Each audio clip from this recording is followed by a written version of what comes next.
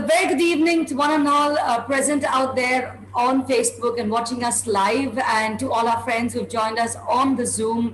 As always, it's indeed a pleasure to welcome each one of you from the Kidney Warrior Foundation. And today, I could not be more grateful to thank Intas for joining us, for putting this whole session together. And today is indeed a very, very special session because we have with us an eminent panelist who's going to be sharing their knowledge and views with us. That's going to really help us in our practical life when it comes to organ donation. And without further delay, I'm going to first just introduce our panelists, and then we'll have our panelists talk one by one. To begin with, we have Dr. Sanjeev Gulati. Wherever you're this evening, I'm going to request you to please give him a warm round of applause, followed by Dr. Gurudev, followed by Dr. Vivek Vij. We also have with us Dr. Shankaran Sundar. Thank you very much, Dr. Sundar, for joining us this evening. And we have with us Dr. V. Ramesh. So wherever you are, once again, a warm round of applause for our entire panelists. And like I already mentioned, we're going to be talking on a topic very, very close to everyone's heart. And this is organ donation, legal perspectives and realities. So to begin with, we have Dr. Gulati. Dr. Sanjeev Gulati needs no much introduction to the fraternity, the Kidney Warrior Foundation, a very well-known name within the fraternity. He's been with us on our journeys on many sessions. And for those of you who still haven't joined him in one of the sessions, Dr. Gulati is the chairman, nephrology and the kidney transplant at Fortis GP of Hospital NCR. Good evening, Dr. Gulati. And we'd like to start off with you. And I'd like you to talk about the practical experiences you have with your patients with regards to organ donation. Thank you, Marian, and good evening, everyone. I think it's a great honor and privilege to be a part of this symposium with my esteemed co-speakers like Dr. Vasanti Ramesh, who's done exemplary work in organ donation, and my two co-clinicians, Vivek Vich and Dr. Gurudev, and of course, you, Marian and Vasundhara, who have been, I think, done exemplary work in creating awareness about kidney diseases in our country, something which was lacking. Now, organ donation, I think, is a topic that brings all of us together today, and is a part of the National World Organ Donation Day, which was celebrated on August 13th. And we can call it an organ donation week or a month, which we do every year in our effort to increase the awareness and the availability of organs all over the world. Now, I'll just take you back into history as to where we started. The Human Organ Transplantation Act, HOTA, as it is called, was first passed by the Indian Parliament in 1994. And it did give us some path-breaking work, like they defined brain death. The concept of brain death was introduced, and who could donate. It also identified the authority, the need of the organ transplant network, the transplant coordinator. Subsequently, in 2011, there was another amendment to it, which was notified in 2014. And there were some loopholes that were there.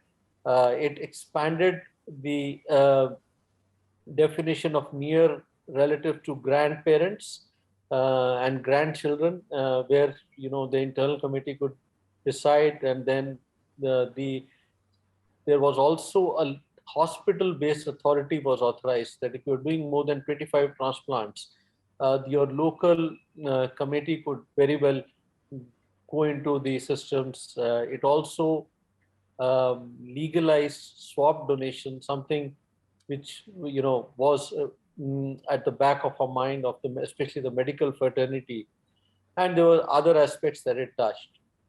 Now, since 2014 till 2021, obviously a lot of water has flown down the Ganges, but let's look at the ground situation today.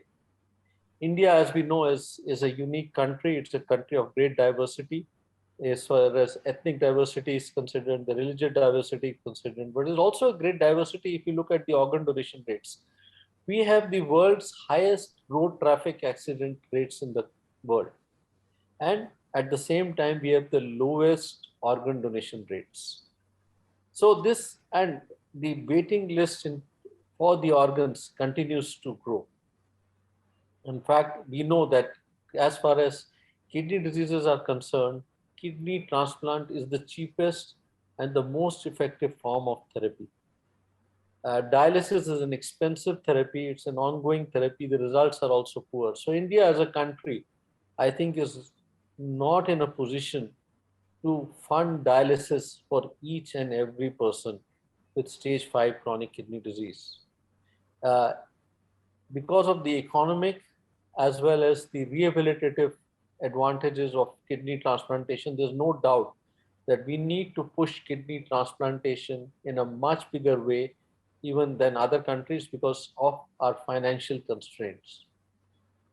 So the laws are there, but yet when we look at the ground situation, I think it's still pathetic. We have, every year we have more than 2 to 2.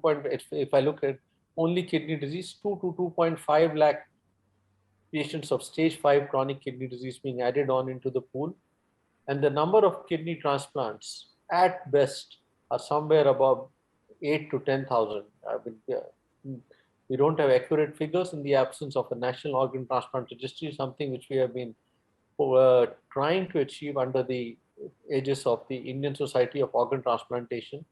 But at no point, I think even the most optimistic people would agree that we have never crossed more than 10,000. So the gap continues to increase at the ground level and the need becomes greater by the day. So what is it that is not happening? Yes, there have been increases as far as the organ donation rates are concerned in some pockets. Some states have shown us that it can be done. But if you look at the vast majority, the organ donation rates are still very low. So obviously that brings us to the question as to what else can be done. And I'm sure this is a lot of times when we, in our day-to-day experience, we have faced this, that there are people, there is an organ donor which has been identified in the ICU who's fit enough. We have a long list of people who are waiting to get these organs. The organ donor perhaps may, during his lifetime, would have liked to, donate his organs or express his will, but there's no consent available at that point of time. And when we talk to the family, at that point, it's a very distressing situation. The family is going through enormous tragedy, the tragedy of a sudden loss of a loved one who was, perhaps the only earning member of the society. And I think they are not in sometime in an emotional state of mind to take this decision forward about organ donation. There have been times that where at the last minute, when everything was almost there, one of the family members come forward and says that no, we don't want to donate. And that puts the entire efforts of the transplant team, the organ donation team into, it's a big setback. So what else can be done? And as Marian rightly highlighted earlier, there has been this ongoing debate of the opt-in versus opt-out system. Now, there is a lot that has been done, that at the time of driving license now, we can opt for an opt-in, that yes, I can express my consent that please take my organs. Yet, at the point of time where the organs have to be harvested, we still have to go back to the family's nearest available relative for a consent. And most of the time, we don't know what the opinion of the concerned person, of the donor was. And there we are, because of this emotional stress, because of the situation in the hospital, we are not able to achieve our goals. So in this situation, the Spanish model, Spain was the first country in the world to go in for the opt-in system. And they currently have the world's highest organ donation rates. A country which I think the population of Spain is probably less than the state of Uttar Pradesh, which is the most populous state of our country. But the organ donation rates are more than about the entire Asian countries put together.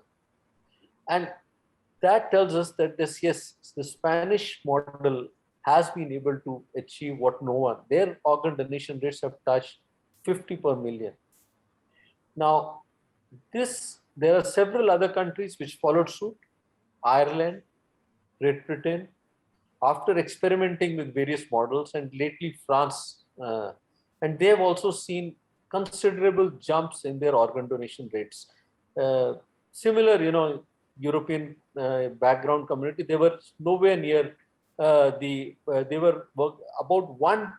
I would say the figures were less than 10 per million, but when they went in for the opt-in system, their rates have jumped to about 2.5 times. So one obvious, you know, model that comes to everyone's mind, and where we, I think, as a community, need to work together. And we'll wait for Dr. Vasanti Ramesh's, because she represents the government side as to what is the other side. But from our end, from as the patient's end, from the physician's end, I think the opt-in model is something which we have debated long enough. And as the ground situation is not improving, I think it's time that we again put our minds together and work together to put across to the government that the opt-in model should be considered or given more serious consent, opinion. Now, the second issue that I have is, this is as far as the cadaveric donation is concerned. The transplant program in India, as we know, is still more than 99% is driven by living donors. So we have to look at ways and means how we can increase the living donation rates. We are in an era of a small family norm. And as far as kidney disease is concerned, we know diabetes is the commonest cause of chronic kidney disease. And when we look at lot of our patients who have diabetic kidney disease, it's not uncommon to find that there is hardly any suitable donor in the family, because the brothers and sisters are also affected by diabetes. The wife is also diabetic. The children cannot be approached, because with both the parents being diabetic, these patients, the children themselves are at a higher risk of developing diabetic kidney disease later on. So based on the medical principles of primum non cera, do no harm, we are in a bind, because we cannot talk to the children for organ donation. What do we do in this? We do not have a viable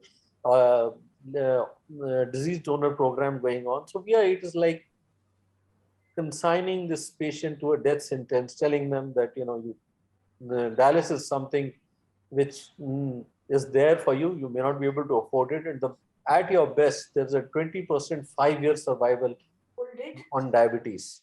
Whereas if you are able to go ahead with an organ transplantation, then we are giving you an 80% 5-year survival rate. So what else can be done to increase living donation? Again, here we have to look at systems all over the world. People are moving across to altruism. Even within the Human Organ Transplantation Act, emotionally related organ donation has been listed as one of the options. But again, when it comes to a ground reality, when an emotionally related donor indeed comes forward, that person, in our experience, at least I'd like to ask Dr. Vich and Dr. Gurudev, is subjected to virtually a inquiry which is probably worse than that faced by a criminal, in our experience. It is like a police inquiry. He is hounded, his bank records are looked at, every single small detail, and the slightest doubt, he is rejected, putting this family and back taking the family back to square one, that they are left in the lurch, consigning them to. So what are the ways we can incentivize organ donation? US, I know, and I had the experience of working in Canada. The altruism is being looked up in a great way. If the donor does come forward, he is encouraged. I'm not saying that we ignore the rights of the donor. We have to encourage the live organ donation by making sure that when we are accepting an organ donation, we should also ensure that this organ donor is offered an health insurance by some person, either by the government or by an NGO. And here again, I think Kidney Warrior Foundation, I think we can look at for a larger role for this organization that can take up this role of where it works as a bridge between the patient community as well as the physician community and the government. So what else can be done to increase the living donor pool? Again, we have the Iranian model there, where the entire process of living donation is entrusted to an NGO. The board is appointed by the government. It includes government employees, eminent jurists, eminent people in the public service, and the patients register themselves with this authority after paying a due fee. Similarly, people who are willing to donate organs also register themselves. The donor is compensated, one, by a lifelong health insurance, and is also compensated for the effort and the time lost, that the effort that he's put in and the time that he's lost. He might have lost from his job or because of his hospitalization, and he's compensated financially. And that has given a big boost to the living donation program there. And this again, US, which has been, at the forefront. At one time, this altruistic donation was considered, as a big racket there. But now people are changing their minds, because again, the donation rates have not just picked up, and the concept of rewarded donation is being gradually accepted by more and more centers in US, so that the goodness of the transplant program or the transplant process can be offered to a wider group of patients in the community. So to sum up, what I said was that as far if we have to increase the organ donation rates, as far as the cadaveric program is concerned, I think we have to consider the opt-out model.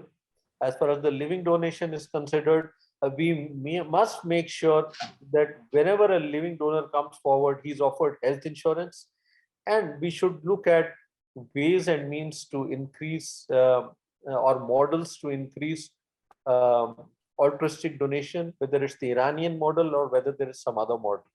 But in the end, I think it is, since the numbers are so bad, since the ground reality is so pathetic, it is obvious that a lot more needs to be done. So I end on this note by Robert Frost that we have miles to go before we sleep, and we have got miles to go before we sleep. Thank you.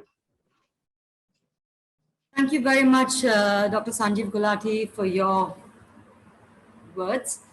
We now move on to our next doctor. We have Dr. Gurudev. Dr. K.C. Gurudev, the president of Ramaiah Memorial Hospital and the senior professor of Department of Nephrology from MS Ramaiah Medical College. Doing some amazing work within his geography. I'd like to definitely share some of the work that he's been doing in Karnataka, out of Bangalore. He did the first renal transplant at Mysore in the year 1993, which was the first transplant that was actually done in Karnataka outside Bangalore.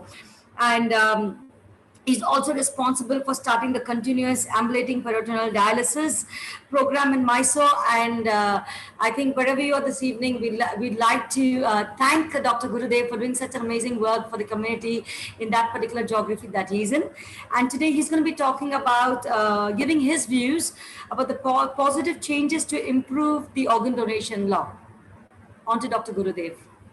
Good evening to everyone. Thanks for inviting me for this panel discussion.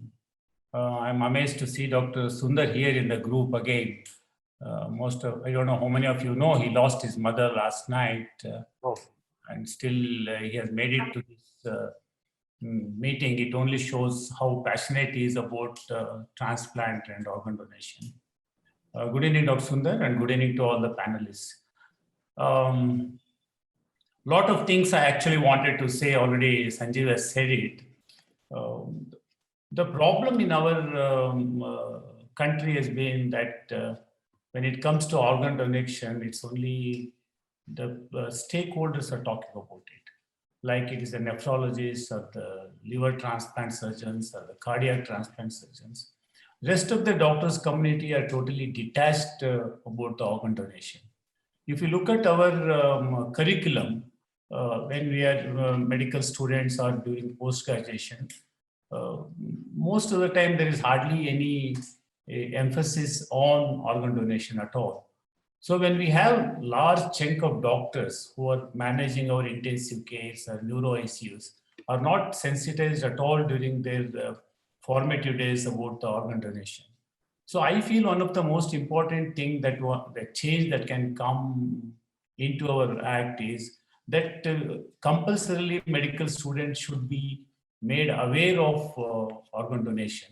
So at least in our college, we have started a program where all students, when they get into the first MBBS, by the time they finish their course, they should have at least been part of counseling at least 2 donors so that they get sensitized, at least whatever specialty they take up in future, but still they are well aware of the importance of organ donation. I totally agree with what Dr. Sanjeev said that we have so many accidents happening in our country, but the number of organ donations are, I can say, negligible. So one can, in the law itself, as he suggested, we can have this opt-in or opt-out thing. But unfortunately, we are such a diverse group of people with multiple faiths and customs involved. So I don't know how feasible it is, but one should try doing that, which may increase our donor pool. The other thing is what I've been in transplant program since 1988. I always found that the brain death is not compulsorily reported to the authorities. So we in Karnataka, sometime back, we said that we should compulsorily declare the brain death, whether that person's organs are harvested or not. There has to be a record of brain death every month. It should be reported to the authorities. And also, we had suggested that what counseling has been done to the families. Was any effort made to harvest the organs or counsel them for organ donation? So if this is made compulsory, all major hospital which has got ICU, they should compulsorily report brain death. So we'll know how many hospitals are really making an effort to declare brain death and how many of them are making a constructive efforts for organ donation. So other thing is, as Sanjeev said, that when there is a donation happening, it all dies down after a day. It appears in paper and somebody congratulates them, applauds, and there is some pleasantries exchange. It ends there. There is no long-term benefit for the donor family. Like it is a deceased donor, the spouse or the children should have some benefit of having donated their loved one's organs. Like there has to be some, at least a hospital where the organ donation happens, there has to be some incentive for the health of the rest of the family. Like there is a discounted treatment given, and there can be a scheme where they get a discount in their travel, either by the road or by the train, and some preference given for admission to the schools for the children of the deceased. So such incentives have to be made compulsory so that, and again, once the organs are donated, it should be the responsibility of the hospital to take care of the funeral process of these donors. So these are the few things which are made mandatorily. I think it will take a long way in organ donation.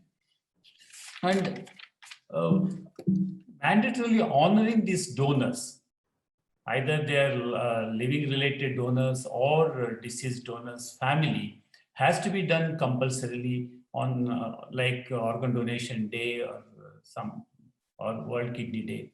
So this appearing in the news more frequently reaches a large group of people, and it may it is some form of education for the public also.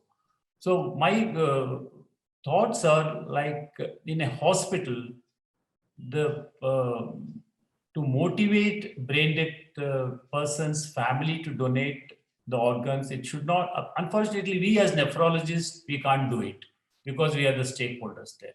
So it has to come from the rest of the medical people, especially the intensivists and neurologists and neurosurgeons. They have to be part of these discussions henceforth, rather than we just nephrologists and some social organizations talking about it. These are few of my views. At the end of the meeting, if there are any questions, I'll be glad to answer.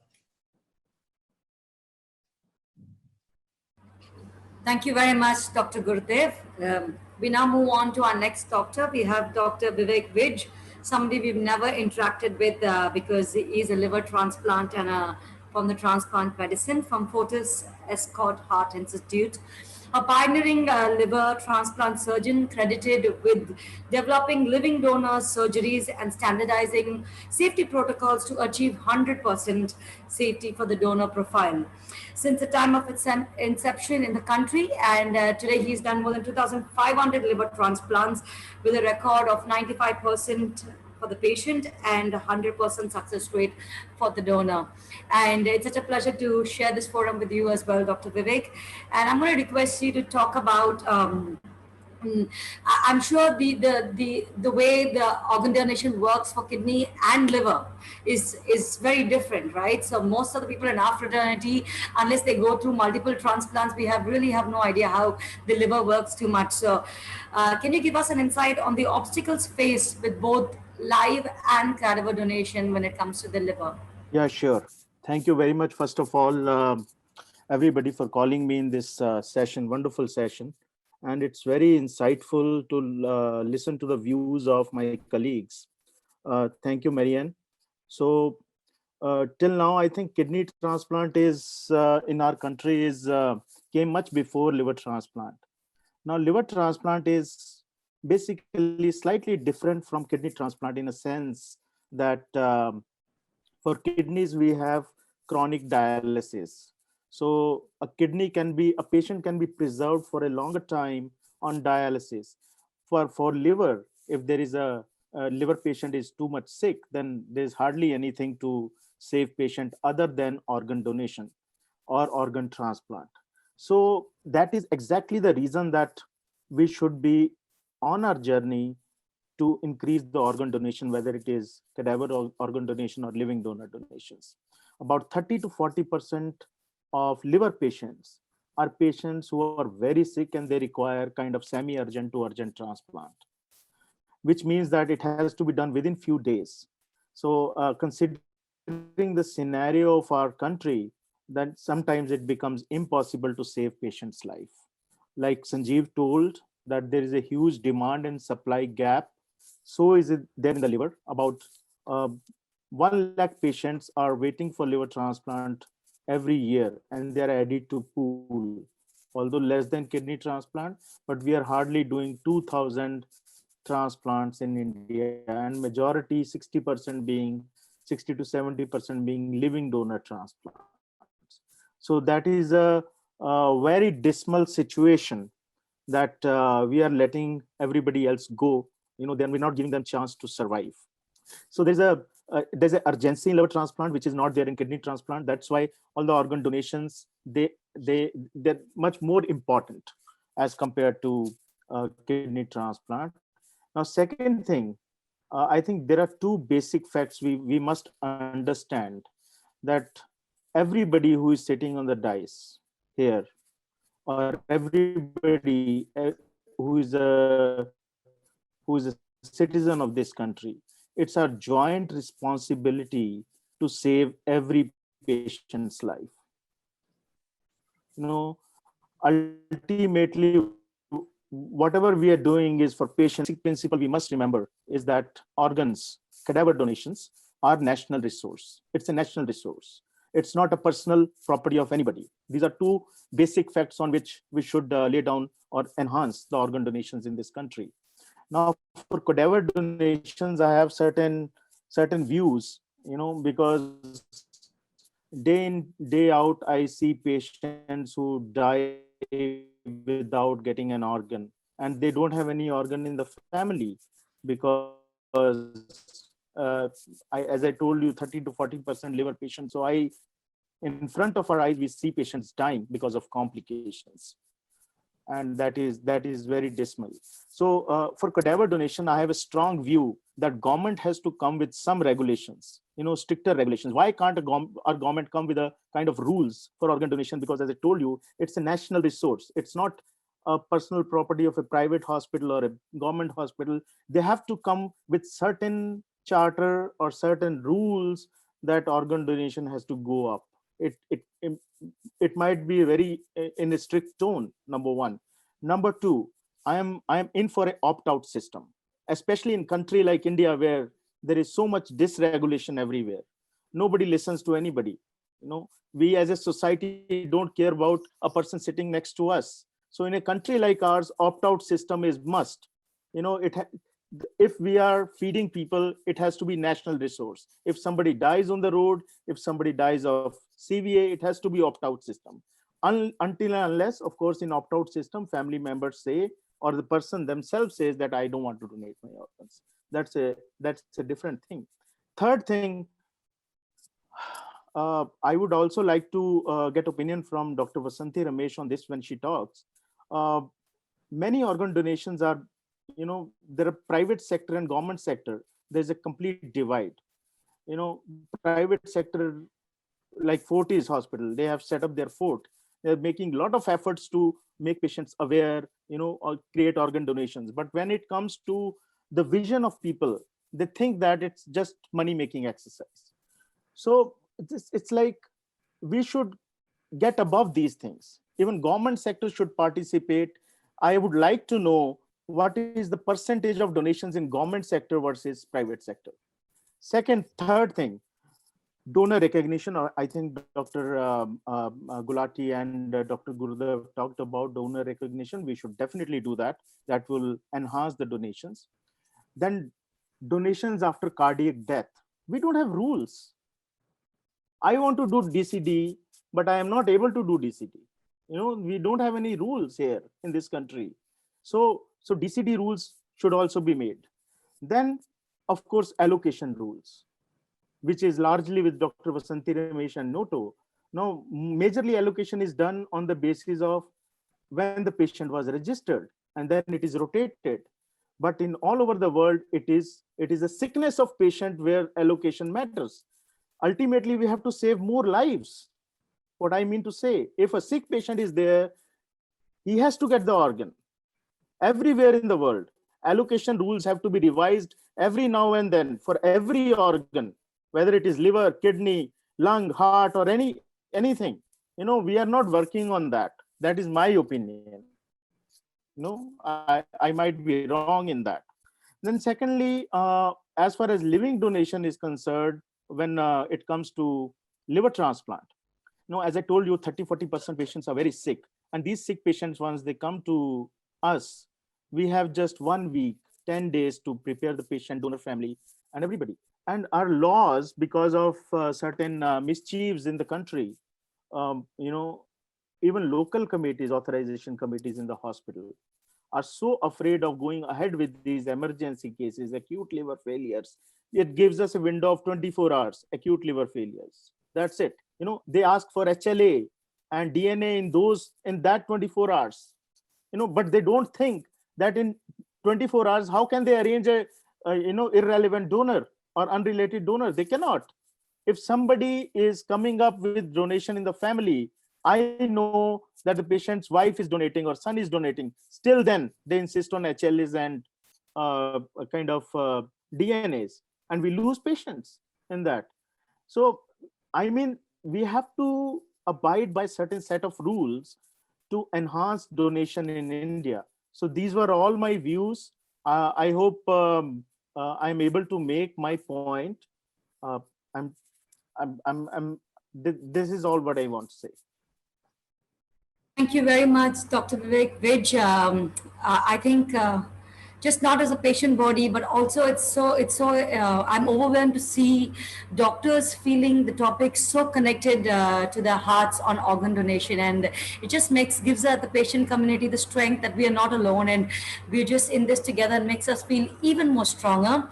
And to represent the patient body, we're going to have our next speaker, and she's going to be telling us from the laws to what is exactly happening, and also do we have some expectations from the patient fraternity, what are the difficulties we face as from the patient's perspective.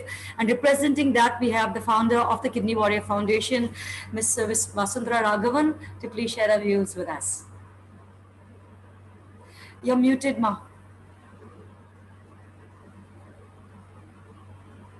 Thank you, Marian. Good evening, Doctors Gulati, Dr. Vij, Dr. Gurudev, and Dr. Vasanthi Ramesh, and Dr. Sundar. He's not there, I think. It's a good forum for us to express our feelings. And like Marian said, we are all very surprised to see the doctors are also thinking similarly, like how we patients think. So it's a big encouragement for us to put forth our own views. Many patients have in the past felt very depressed that they are not able to get a kidney because within the family there aren't anyone offering the kidney.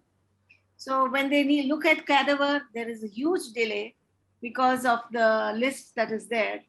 And then some hospitals charge them a deposit of 30,000 and odd. So that is another discouragement for people who are on dialysis, where they can spend that 30,000 on dialysis, or whether they can put it for the deposit for a cadaver transplant. So this is another issue that patients face. Patients also feel that, yes, if we had an unrelated donor transplant, it will be better. At least we can get a kidney. And it's not that we cannot organize it. Dr. Gulati has given us some very good recommendations, and that really works well. If Kidney Warriors Foundation can be the body driving it, we will be very happy. And we will be happy to have a panel of very dignified people who will form the rules, and with NATO and all of them supporting us. Because there are two things that are happening. People are contacting me every day to sell a kidney. And I don't know where these people go if we are not buying the kidney from them. And we tell them, oh no, this is a law. We can't, this is not allowed in the law, so we can't do it. So, and this is not our job. But if we want to be a real patient body, we need to be ready to at least have these altruistic donors coming in. Altruistic cannot come in India so easily. They are not encouraged to become altruistic. And people, I think, are more, in India, they are not very aware of what the patients go through. So that's why there isn't so many people coming forward to be an altruistic donor. So we have to find more donors for patients, because the COVID has taught us two things. People have died in COVID because of COVID. People have died who waited for a transplant and who are not, we don't know how many people are dead that way. And people on dialysis are always struggling to manage their dialysis. All the levels, blood levels, we can give a lot of sessions with doctors on how to manage the wet and dry weight. It's easy to talk about it, but actually doing it is very tough for the patient. So, we have to look at the patient, what they go through and what are the needs and why we are not able to fulfill those needs. I like Dr. Gurudev's suggestion of honoring the donors. So Kidney Warriors Foundation will look at that definitely, honoring the cadaver donors, because I think that community is also neglected. A few years back, I had gone to Hyderabad and met a farmer who had donated his son's kidney and saved many lives. He saved all the organs. He had donated all the organs. Went back to the village, and the villagers asked him, "Oh, so you sold your son's kidneys and the organs, so you've become a rich man." The poor farmer lost an earning member of the family. The farmer was already not doing well in his farming. He lost this son who is earning for the family. He doesn't have money from selling those organs, but he has been framed that way. People have started in the village. They thought that he made a lot of money on that. So you see, we have to see how we can compensate them, because even I feel that these donors who give out their organs, maybe if they are economically backward, or they are from the lower income, definitely need support from the community. And we have to see how we can address all this, and maybe somewhere government can help us with some funds for all this, because time has come when the government looks at kidney patients very differently, because we are finding the challenges of managing and helping them every day. We are not able to find funds for them. For a transplant, the costs have gone up so much that we are not even the crowdfunding doesn't help them to get through this problem. And okay, one is the organ, fewer organs available. The cadaver is not at 100% operating. Donors are not coming forward, and then they get rejected because of their other issues like BP and diabetes and stuff like that. So many issues crop up, and kidney patients continue to feel isolated, continue to feel lonely, continue to battle with their disease. So I hope our conversation today is taken in the right spirit, not as if we want to be buying kidneys, but we want to see how we can change the laws, how laws can be made easier for patients to get a transplant, because you're waiting for a transplant and losing hope, because there's no hope for them. And that itself is a huge challenge. To give them the hope that there is life and you have to continue to live is something that we all try to do in Kidney Warriors every day, but that is not a very easy task. Thank you very much for giving me this opportunity to express myself. And I do hope that what I have said today is taken in the right spirit and taken properly to the government as a plea from kidney patients. And I hope we can. The other point I wanted to talk about, which just slipped my mind, is the swap. If we could have a registry, all India registry, where we could have a common pool and all the people can come through the pool and can get the organs, there would be a easier and faster, smoother execution. I had a doctor approach me from Delhi and one from Chandigarh, but both of them wanted their transplant in their own hospital. So the swap cannot happen if each one says, I will have the swap in my hospital. So that can't happen. So it has to be a very sensible and patient friendly. It is not for the hospital friendly, it has to be patient friendly, so that we are saving lives. That is the ultimate motive, not only for Kidney Warriors Foundation, for all the doctors and hospitals as well. Thank you very much. Thank you, Ms. Vasundhara Raghavan, for your views over there. And we now move on to our last and final panelist, and it's such a privilege to share this forum with her, because I think her work in organ donation has been phenomenal, and we have a lot of respect and gratitude for the kind of work that you've been doing, ma'am. Here we have Dr. Vasanthi Ramesh. Just a few words about who she was in the past. The best outgoing student from Stanley Medical College, Chennai, having bagged 17 gold medals and prizes, a surgeon in the Central Health Service, and is a founder director of the National Organ and Tissue Transplant Organization, NOTO. She's a recipient of the Women in Transplant Unsung Hero Award for the year 2020. In her capacity as the director of NOTO, she has taken a lot of effort to collect the organ donation and transplantation data from across India and submitted after compiling to the Global Observatory Organ Donation and Transplantation for the last 8 years of her service. And this has put India on the global map with a 3rd position among the countries in terms of absolute numbers of transplants. So thank you very much for actually bringing a system into a country like India, Dr. Ramesh. This is from the bottom of our heart on behalf of the patient fraternity. And well, we've heard our doctors share their views with us, and but no one but you would actually understand what is the real life situation out there. So me, a lot of us from the patient fraternity are waiting to hear from you. So may I request you to please take over. Doc, unmute Doc, please.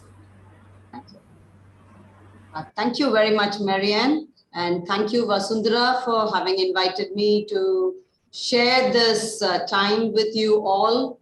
I do share the agony, the pain, as well as, the positive feelings for patients with end organ failures living in our country. I am aware that many people die on the waiting list, but as very rightly pointed out by Marianne, and in a series of papers which I will try to run you through, the most important for us to evaluate policies and to bring about corrections in the program, everything has to be based on data and on evidence. And I would request all the professionals here to provide us with that data of their wait lists, data of their transplants, data of the outcomes of transplants, because every country which projects itself as a mature country in the field of transplantation has its outcome data, which India does not. And therefore, I think there is no point gloating on the fact that we are third in the world in terms of the numbers that we do, but we do not have a single outcome registered with the National Transplant Registry of India maintained at NOTO. Regarding Dr. Vivek Vij's comments, I would like to say that the organ allocation rules are likely to be modified. We are planning to upgrade our national registry.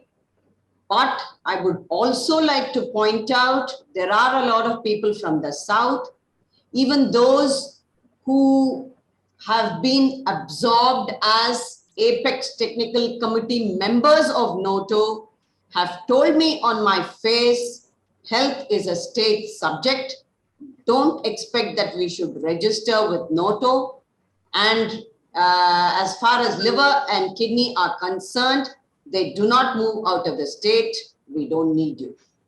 It is as straight and simple as that. So where will data come from? So let me tell you, see, why is it that we are scared to, be the part of a common whole?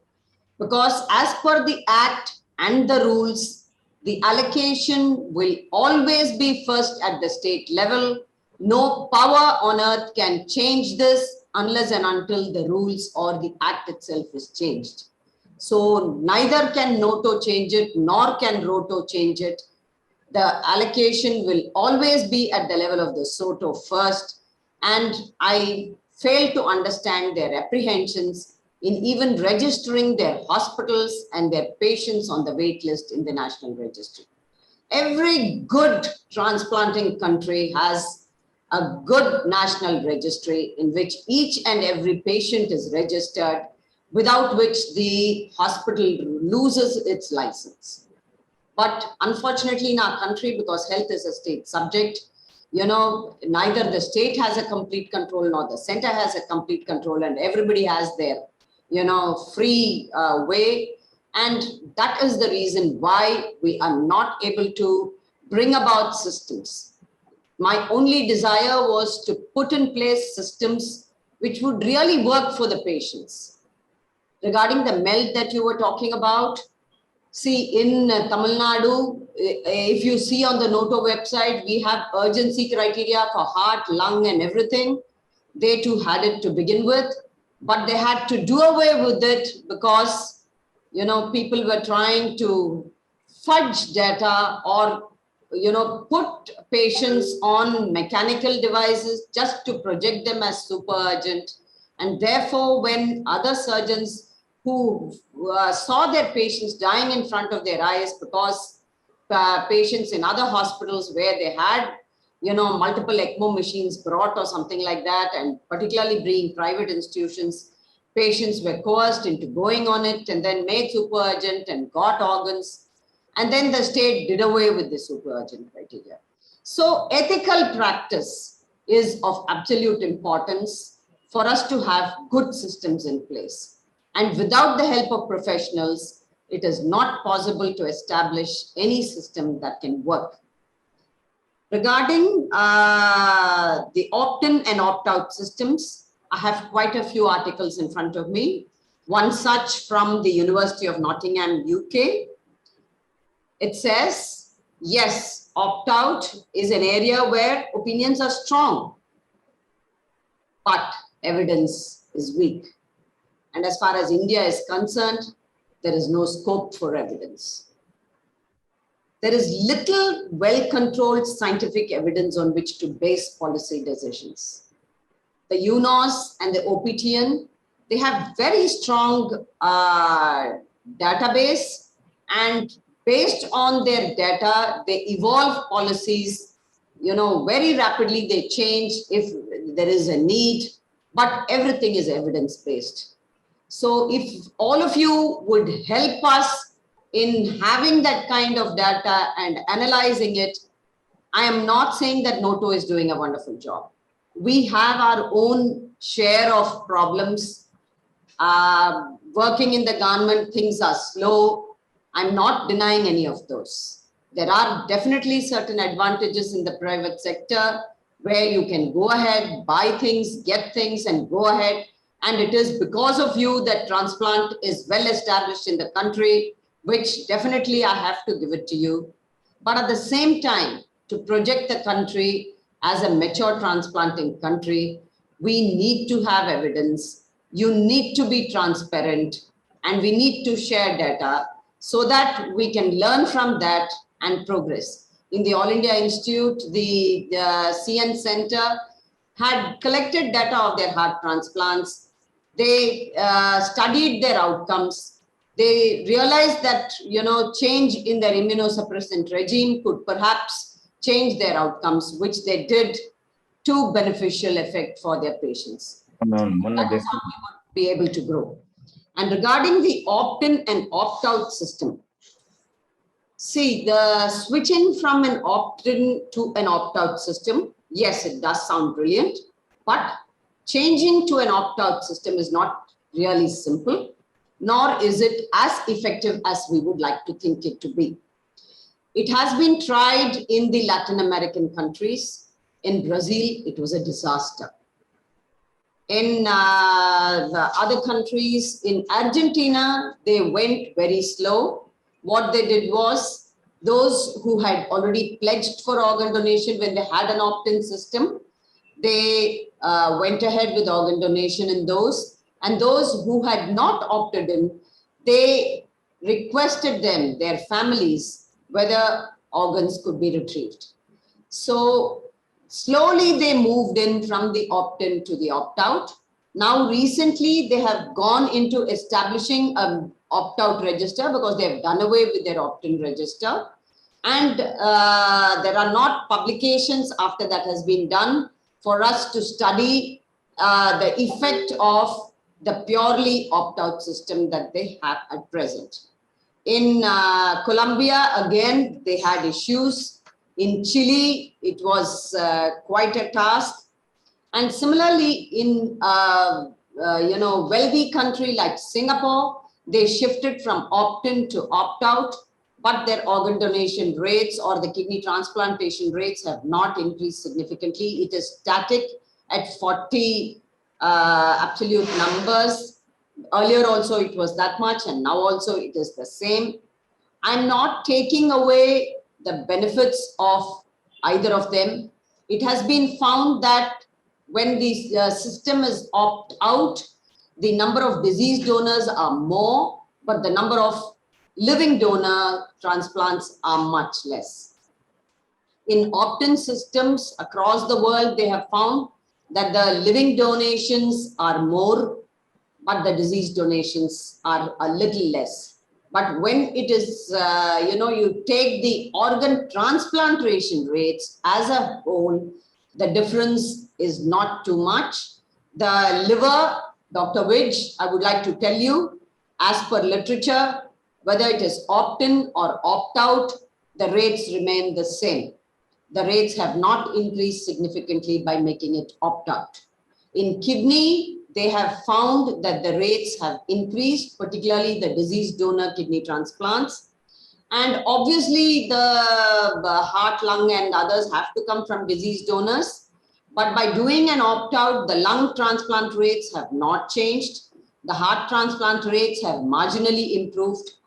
So this is the story. Basic, even in Spain, the Spanish model that Dr. Gulati and others were speaking about. In Spain, they have a soft consent. See, there are two things, the systems, the opt-out and the opt-in.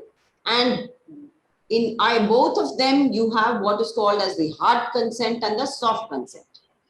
A hard consent is where in an opt-in system, if somebody has opted in, there is no need for you to approach the family for organ donation because the patient has clearly expressed his desire. Similarly, in opt-out, if an individual has opted out in the opt-out register, then approaching the family cannot ensure an organ donation. So this is a hard consent policy. In a soft consent policy, even if it is an opt-out, you have to approach the family, as is the system in Spain. And I had been to Spain in early January 2019 because India has signed a memorandum of understanding with Spain for organ donation and transplantation to see how we could fructify it.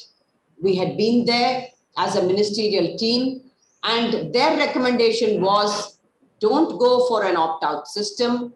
It does not make a difference. It is important to establish systems for brain death declaration, systems for organ donor maintenance, and as Dr. Gulati was saying, implementation of the MCI curriculum for medical students, undergraduates and postgraduates about brain death donation, Transplantation of Human Organs and Tissues Act, and the entire curriculum. If the panelists here would go back and look at the MCI curriculum, for every year, for each of the subjects, the topics have been included relevant to organ donation and transplantation. I do take classes for the MBBS students on these topics. And I would request every member who is a medical teacher to ensure that in their respective institution, the knowledge about organ donation and transplantation is transmitted to the undergraduate, postgraduate, and to the subspecialty students, and also to the faculty members. Unless and until the faculty members are aware and are sensitized, most importantly, the heads of institutions. See, the difficulty is because the heads of institutions are not sensitized. They don't insist on brain death donation, brain death declarations being made in their ICUs. The Director General Health Services had communicated to all the heads of institutions of the central government hospitals in Delhi, mandating them to send the number of brain death potential brain dead donors in their ICUs and the number declared as brain dead and the number of donations. Till date, nothing has happened. So we have to work on our medical fraternity to really make things happen rather than a change in the law, particularly a law thrusted down the gullet of individuals has a huge backlash. We have seen something similar to that in the state of Kerala. So I think we have to tread with caution. Just converting opting to opt-out is not the answer to increasing organ donation rates. This has been proven. They have done a study in South Africa also, where they have found that unless the awareness is increased across all levels, the medical fraternity, the students, the public in general, the policemen, the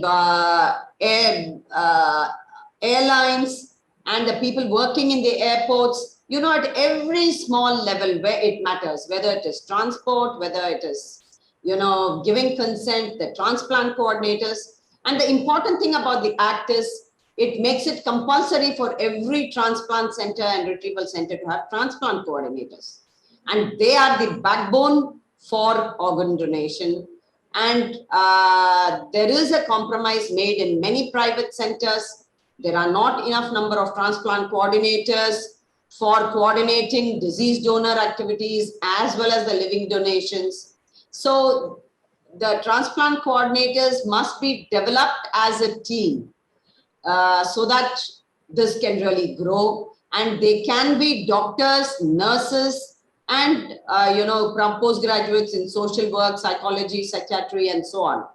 So we must make this, rather than incentivizing other things, we have to incentivize transplant coordinators and make it a very respectable profession so that good people opt for it. And therefore, we are able to convert our potential donors and our actual donors into utilized donors so that the number of organs available match the demand. And there is not the huge gap as exists today between the demand and supply for organs. So basically, in all this, see, it is most important that by just changing the national default from non-donation to donation, it has an implication on the psyche of the public. People feel that their fundamental right is snatched away.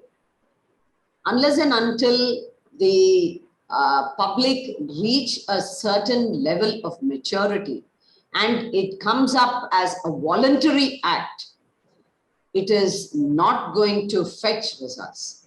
So that we have to educate at every level, raise the level of thinking of people, bring about public trust in the medical professional so that it becomes an automatic sequence and people ask for an opt-out system when the system is mature to handle it. And that would be the right time that we could have an opt-out system rather than thrusting it down their gullet at this point in time. Thank you very much for the patient hearing. Thank you very much, Dr. V. Ramesh, for taking us through actual realities behind the scene. Doc, something that caught my attention is if we want to change the system or if we want to do something different, obviously it starts with the attitude and the maturity of the public, the citizens.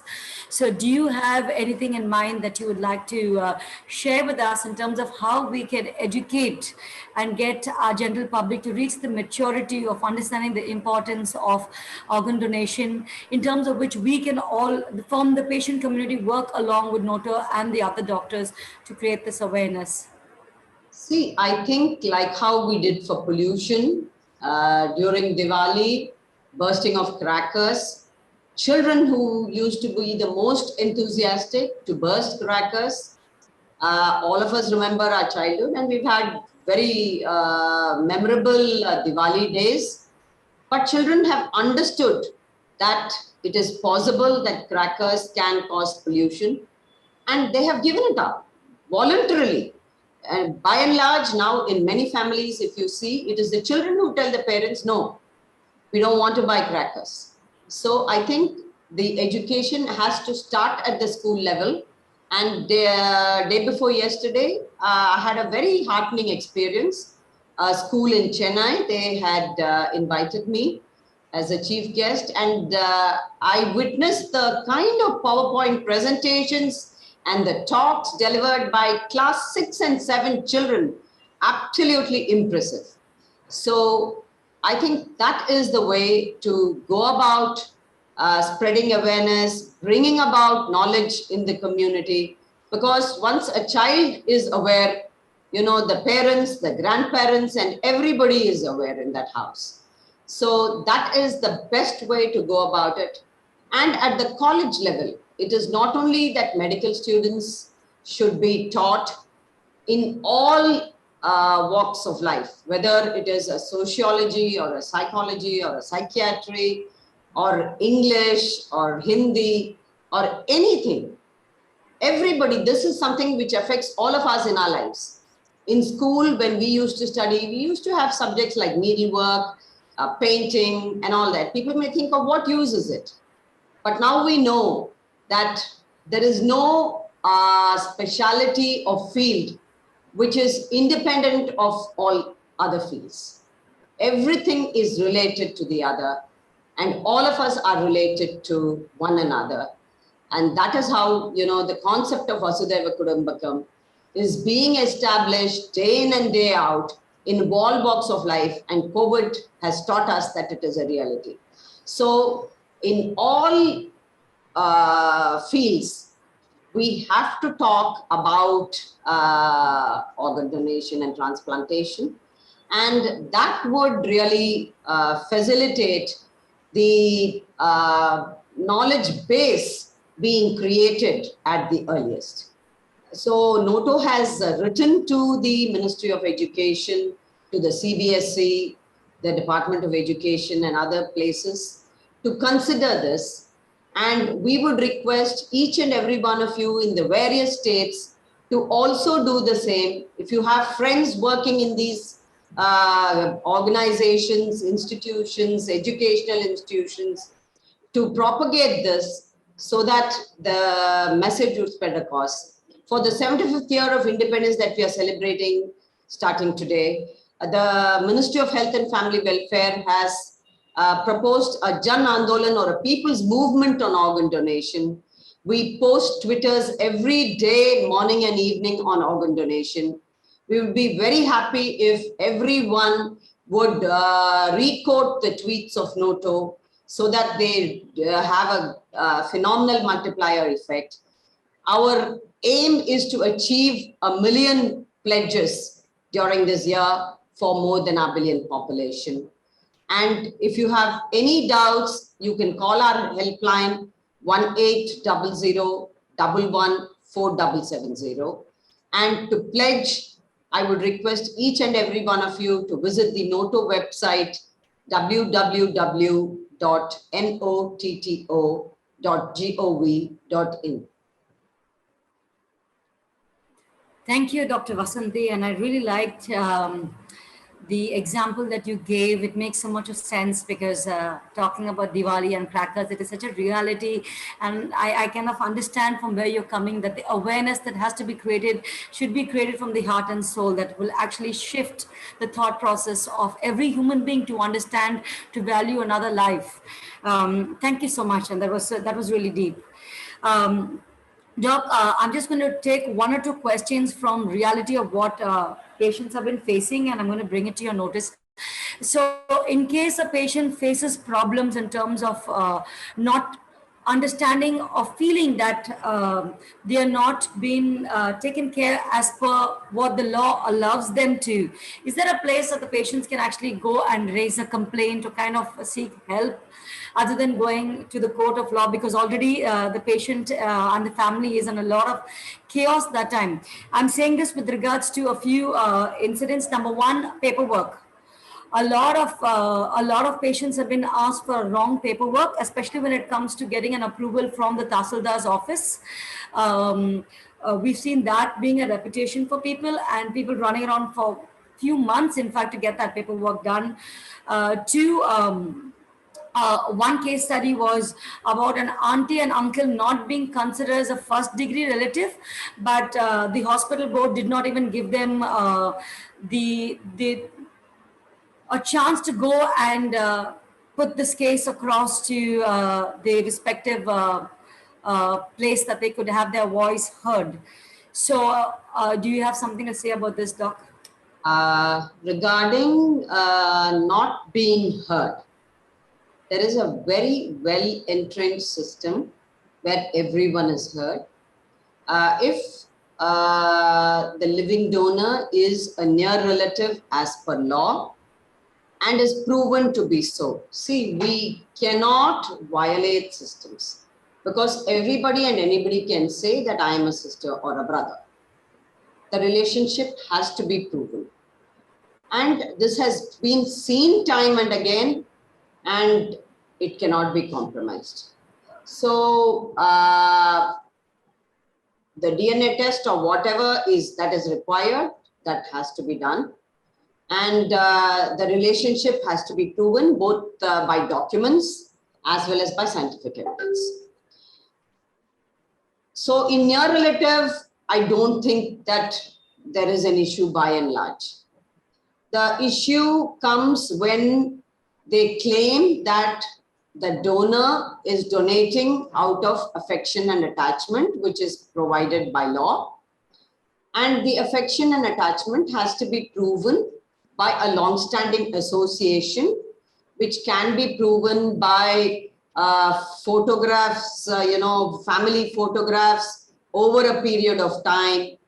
And at the same time, the economic disparity cannot be very huge, because in that case, it will not be possible to rule out, a money transaction, which is the basic motive for the organ donation.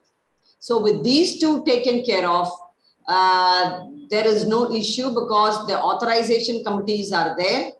In hospitals performing more than 25 transplants a year, they have the authorization committee within the hospital, headed by the MS or the authorized person heading the committee, with 2 members from the state government or the central government, depending on whether the hospital is in a state or in a union territory.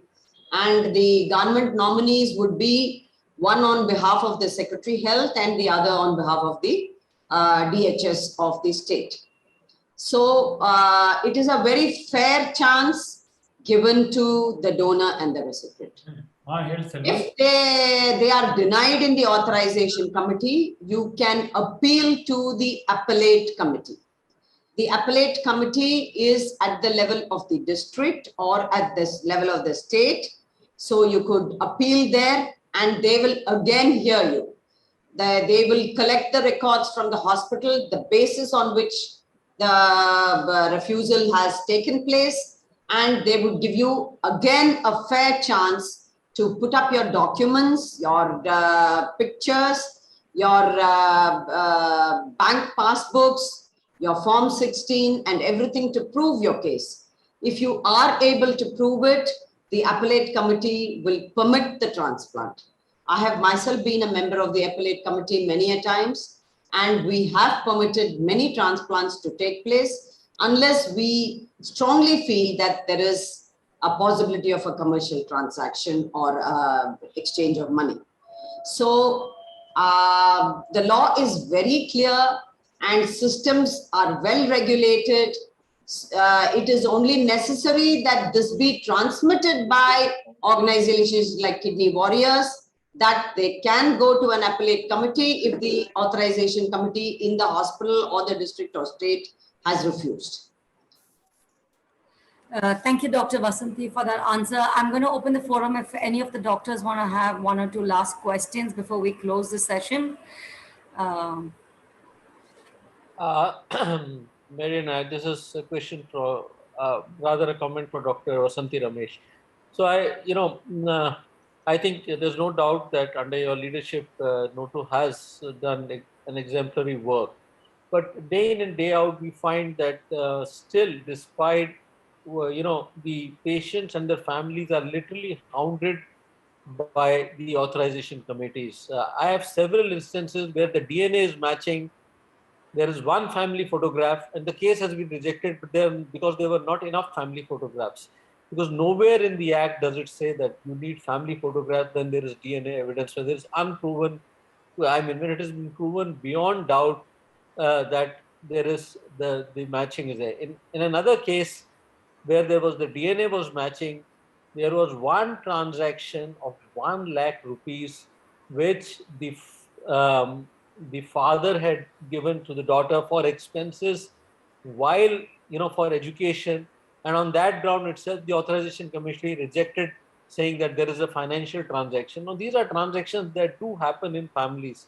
So what I'm saying is that the authorization committees under your leadership need to be more pro-patient.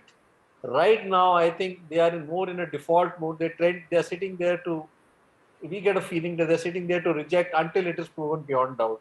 I think there has to be more compassion coming in, and that has to be transmitted from top to bottom. We time and again we feel that the authorization committees lack that compassion, lack that insight, which, if we were in their situation, I don't know whether we would behave differently or not. Yeah. See, in this, we have to look at it from both sides. You all may have read in the papers about the kidney racket, where people from multiple states were involved, which Haryana, Delhi, Uttar Pradesh, mainly the culprits were from Kanpur. And the doctors from the Delhi government who were part of the authorization committee were harassed so much, called to Kanpur innumerable times, that after that, no one ever wanted to be a member of the authorization committee. So I think educating everybody, the policemen, like I'm also aware when transplant coordinators approach the police, be it for postmortem or for creating green corridors, they do have issues, except in certain states where now it is practically a routine and they're all aware. But otherwise, where something is starting afresh, you're asking for a green corridor, they've never done it, they're not aware of it in the middle of the night, even a constable will treat you in such a dismal fashion that it is very insulting. So education has to percolate at all levels, whosoever may be involved in this entire activity. Regarding the compassion for patients, by and large, yes, doctors are doctors, they are compassionate toward patients, but it is possible that, some of them may have had bad experiences, like I said, and then definitely they become guarded, because then they start to be viewed as though they are colluding with anybody else for, monetary purposes or anything like that. I'm sure many of you working in corporate setup face this day in and day out.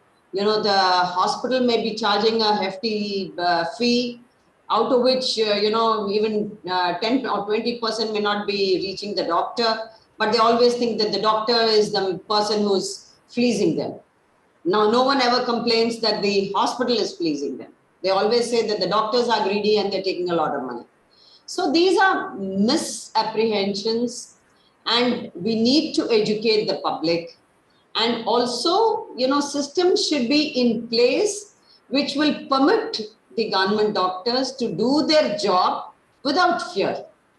So the hospital heads who are the chairpersons, they must facilitate in such a manner that documentation is thorough and complete, so that the job becomes easy for everybody and it is not harassing for the patients. Noto, we have also written to the Panchayat Ministry requesting them to facilitate documentation and may bring it up in the electronic form, so that verification from any state, from any other state becomes easy. Yes, I do agree, all these are a long haul, and in the government setup, it does not happen at the pace at which we would like things to happen. But we are making our attempts, and we do hope, in the shortest possible time, that these things do fructify. But we also know, those of us sitting in cities in the south, with the high-tech cities and things like that, if we would like to compare it with a small village in UP or Bihar, where even they do not have roads up to their houses, they do not have running water reaching their villages, or they do not have toilets, which had to be taken up as a huge project by the Prime Minister to enable that people have safe toilets to use. So there is a gross discrepancy between different geographical regions of the country. In fact, one of the Olympiads had said, I wanted to do all this because my father was a daily wage earner, and so that my house will get a road, like how another sports person had been responsible for the road reaching his or her house. So that is the reality. Yes, we all would love it to be on par with the developed countries for everything, for which I would request our educated friends to do it, what is in their might by providing data so that we can formulate guidelines based on evidence and force the government to follow. And at the same time, work towards bringing about equality and equity to all our brethren and sisters, in the remotest parts of our country, so that transplant is accessible to them as well. In fact, we had put up to the Northeast Ministry, suggesting to them that there is not a single hospital which is doing transplants beyond Assam. There was one doctor who was selected for the Shillong hospital, and she was willing to go, but thanks to COVID, she could not join. So all these are issues which are troubling, and we feel a lot for it, but everything is not in our hands.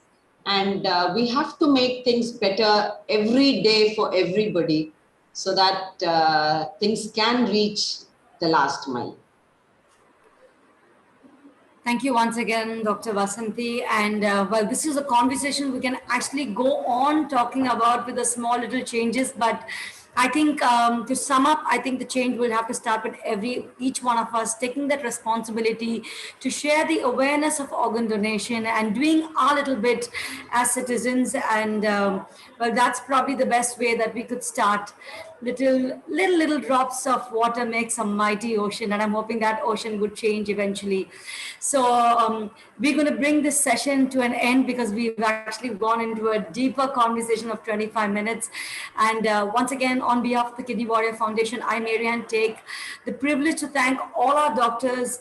A special thanks to Dr. V. Ramesh for joining us this evening, and of course, our other doctors who sharing the same voice as the community. We're going to come after you doctors a lot more for sure, and see how we can actually work along with NOTA to make this difference as a country, and make the journey of the patients much easier. This is me.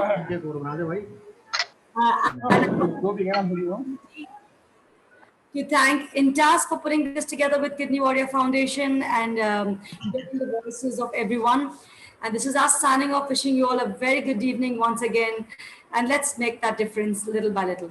Thank you. Thank you. Thank you very much for organizing this and so wonderfully. Thank you. Thank you, ma'am. Thank you, sirs.